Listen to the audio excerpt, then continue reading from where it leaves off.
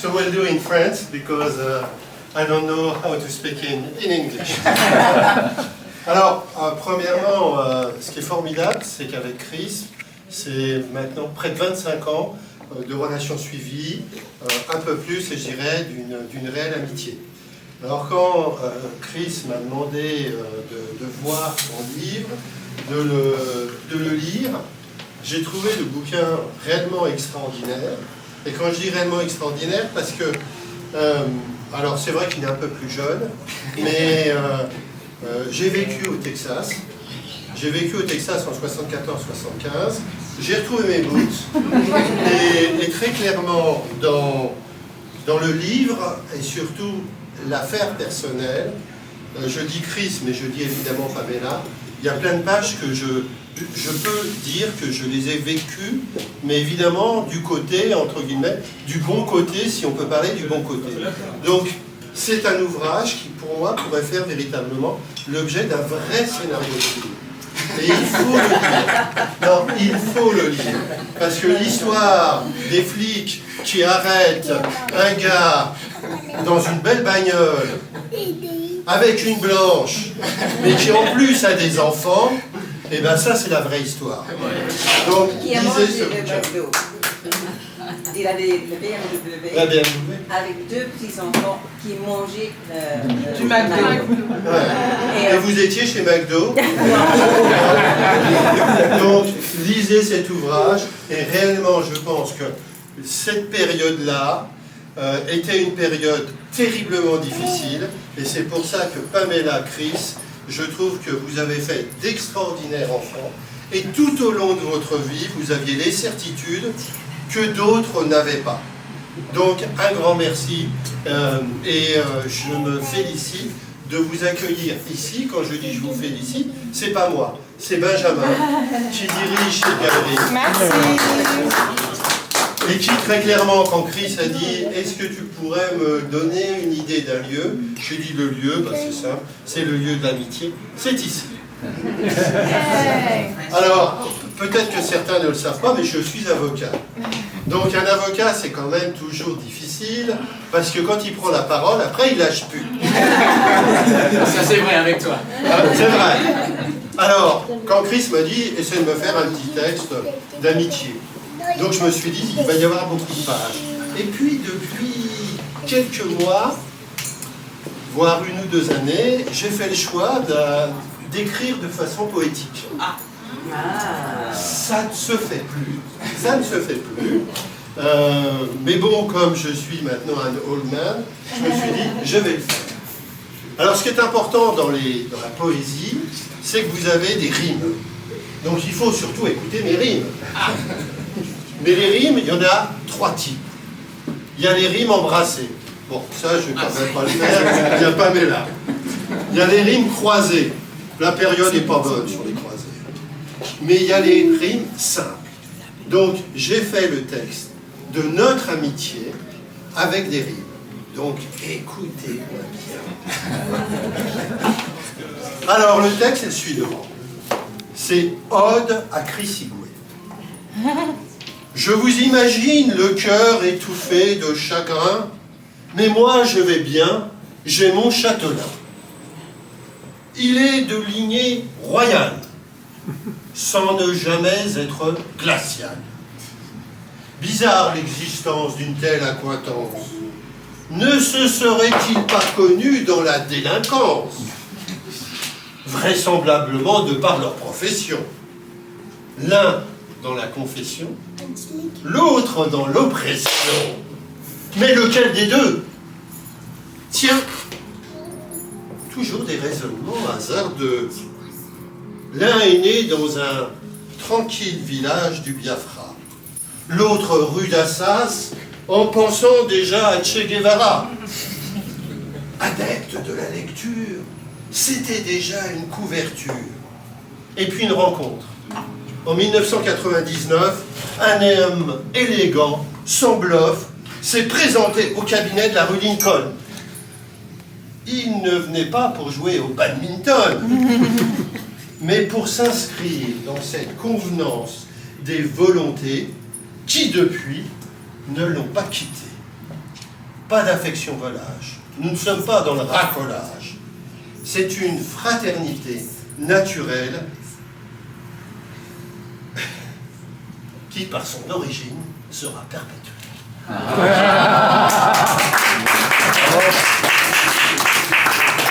Alors évidemment, il y a des petits cadeaux. On fait des petits cadeaux. Et alors le cadeau, il est un peu particulier parce que il était le directeur Europe de Gap. Et au moment de l'ouverture du grand magasin Gap des Champs-Élysées, il y avait des cadeaux qui ont été offerts aux convives. Et moi, comme je n'en ai pas eu, je l'avais volé. Donc, je tiens dorénavant à te le restituer. Donc, il n'y a pas de prescription. Et il y a une espèce de discours que je n'ai jamais compris. Tu ne prendras pas mes règles.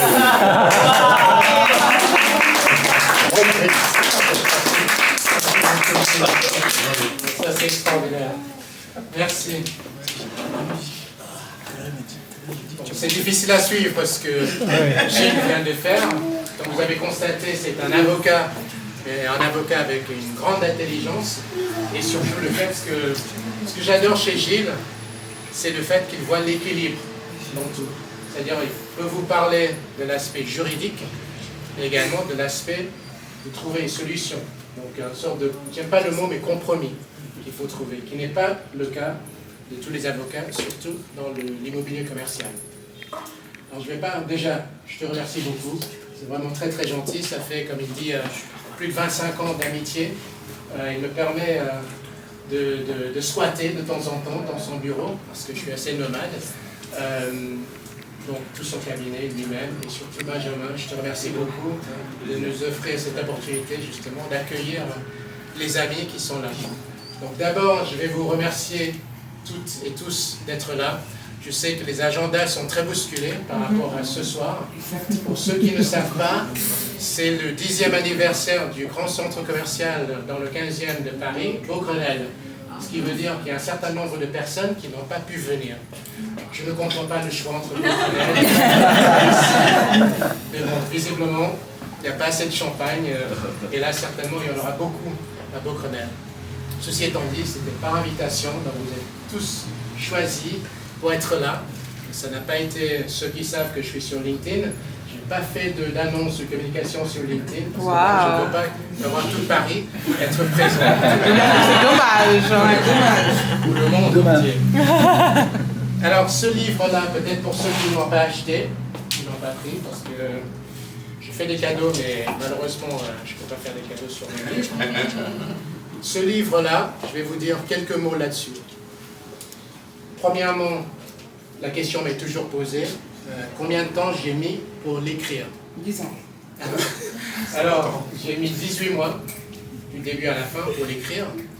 Mais bien évidemment, ça a commencé avant cette date-là. Moi, depuis 30 ou 35 ans, je me suis toujours posé la question, enfin, il y a plein de gens qui m'ont dit, il faut que tu écrives ton livre. C'est comme Gilles vient de l'expliquer, j'ai fait énormément de choses dans ma vie, j'ai vécu en plein d'endroits, j'ai traîné, et ça c'est le mot de Pamela, pas moi, j'ai traîné la famille partout en Europe. On a adoré. Jusqu'à ce qu'elle me dise. On n'avait pas le choix. C'est en France, moi. Elle m'avait dit stop, il faut qu'on pose un peu nos pieds. Chose qu'on a fait. Donc par cette découverte, j'ai rencontré des gens extraordinaires. Mais le sous-titre du livre, c'est My Journey from a Small African Village to the World Stage. Parce que je voulais que ce livre-là démontre aux autres que n'importe où vous êtes actuellement, vous pouvez devenir ce que vous souhaitez devenir. Même dans cette pièce, cette salle aujourd'hui, si on a des ambitions, on peut y arriver. Il n'y a rien qui nous freine. Ce qui nous freine, c'est dans la tête et c'est dans l'âme. Donc il faut vraiment qu'on change cet aspect-là. Donc je souhaitais que le livre, par mon expérience, où je prends une idée, je l'exprime, je prends mon expérience personnelle, que j'ajoute à ça, je fais une citation, j'accompagne également avec quelques ressources pour chacun, pour pouvoir lire encore plus, pour approfondir justement la réflexion. Et puis à la fin, et ça c'est le clé, en anglais, c'est Critical Thinking Question. Donc ça, c'est la question critique et la plus importante qu'il faut imaginer. Où est-ce que vous allez pour trouver les solutions? Il faut aller dans vous-même. Il y a l'extérieur, absolument, mais c'est un travail de fond, c'est un travail sur soi. Rapidement, pour ceux qui ne connaissent pas, j'ai vécu au Nigeria, tu as cité le Biafra. On parle aujourd'hui des événements en Israël, des guerres, etc., qui sont effectivement très très importantes. Moi, en tant que jeune homme, à l'âge entre 8 ans et 11 ans, j'ai vécu la guerre civile au Nigeria. Ça, évidemment, à cet âge-là, ça laisse des traces, des cicatrices, des expériences qu'on ne peut pas oublier. À la fois, ça peut vous casser, à la fois, ça vous permet de grandir. Et grâce à mes parents, grâce à mes frères et ma sœur, on a su sortir de cette difficulté qui aurait pu nous tomber. Enfin, nous sommes arrivés du Nigeria après la guerre, en Angleterre, sans rien. On a tout perdu dans la guerre, il fallait reconstruire. On a tous vécu dans une pièce, c'est tout ce qu'on avait. Quelqu'un de l'église que mes parents connaissaient nous a accueillis et on a pu donc passer 4 enfants, comme aujourd'hui, 4 enfants et mes parents, dans une seule pièce pendant quelques mois jusqu'à ce qu'on trouve l'opportunité de développer et d'évoluer, qui a pris bien évidemment beaucoup de temps. Et pendant cette période-là, en fait, malheureusement, on ne peut pas changer, mais la maison se trouvait sur la tracée en fait, de Heathrow Airport. Heathrow Airport, l'aéroport le plus fréquenté au monde, même à cette époque-là. Je fais le lien parce qu'imaginez que dans la guerre, évidemment, j'ai vu passer les avions de chasse. On allait bombarder la ville, nous on était dans le village. Donc, toutes ces expériences très difficiles, très dures, on a dû surmonter pour justement sortir de cette enveloppe, cet aspect très très dense. Et puis ça nous a pris quelques mois, bien évidemment, pour sortir et de trouver autre chose. Donc c'est pour dire, voilà où j'ai commencé. C'est pour ça que je dis, là où vous êtes, difficulté, vous allez grandir, évoluer et trouver votre bonheur. Évidemment, là, j'ai le plaisir d'être sur scène, faire des keynotes, mettre des cérémonies, etc. Donc tout ça, c'est... Mais ce n'est pas forcément ce que je souhaite dans le livre. C'est-à-dire que quand je parle d'être dans qu'est-ce que j'ai dit, le world stage. Donc le world stage, ça c'est pour vous de décider. Qu'est-ce que c'est le world stage? Moi, je suis arrivé où je souhaiterais être. Il y a encore des parties de la montagne qu'il faut grimper, que je vais grimper. Et pour le moment, je suis serein. J'ai une femme formidable. Et d'ailleurs, je cite dans le livre, parce que pour ceux qui ne le savent pas, j'ai rencontré Pamela un jour. Le 10e jour, je lui demande de m'épouser. Et puis 41 ans après, on a fêté.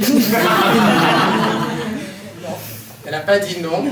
Mais c'est Elle a hésité. C'est vrai pour la petite histoire. Quand je lui ai posé la question, les hommes ici, quand vous posez la question de marier, enfin de vous épouser avec quelqu'un, pour moi c'est très simple. La question c'est oui ou non. N'est-ce pas? C'est oui ou non. Il n'y a pas de question. Bon, il peut y avoir peut-être, mais bon, c'est pas... Donc elle m'a dit, la réponse était ni oui, ni non, ni peut-être. C'était est-ce que tu as des jumeaux dans la famille? Qui n'a rien à voir avec la question posée. Mais c'était une sage-femme étudiante, et à cette époque-là, elle a vécu beaucoup d'accouchements de jumeaux et jumelles, qui étaient très très difficiles, très compliqués. Bon, moi, le raisonnement, ça n'a pas de sens, mais c'est très féminin, certainement. Vous, les femmes, vous connaissez, vous comprenez. Donc, ces histoires-là sont dans le livre aussi, pour vous montrer que oui, c'est léger comme livre, parce que ça, c'est très important aussi. Je l'ai écrit pour les enfants. Bon, bah super.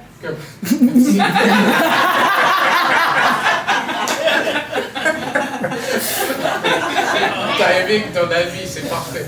Les enfants de 10 ans jusqu'à 100 ans, donc il n'y a pas vraiment de limite. Et pour ceux qui sont évidemment français, ne vous inquiétez pas. Il y a des Français et Françaises dans cette salle qui ont acheté une copie du livre. Ils sont arrivés quand même à le lire et de trouver le sens dedans. Et donc, je laisse chacun dire ce qu'il a envie de dire, mais c'est pas une question, donc je vais pas le traduire en français. Bon, c'est pas la peine de me poser la question. Et si vous souhaitez savoir pourquoi, vous venez me voir, je vous explique après pourquoi je ne le ferai pas en français. Je pense en anglais, c'est parfait. Ceux qui ne parlent pas le français, l'anglais suffisamment bien, c'est votre moment d'apprendre et découvrir. Donc au moins c'est une contribution que je fais. Donc voilà, je souhaitais quand même remercier Pamela, mes enfants, Olivia, Chioma, Georgina, Matthew, mon gendre Amadou et mon petit-fils Sayan. Merci à vous.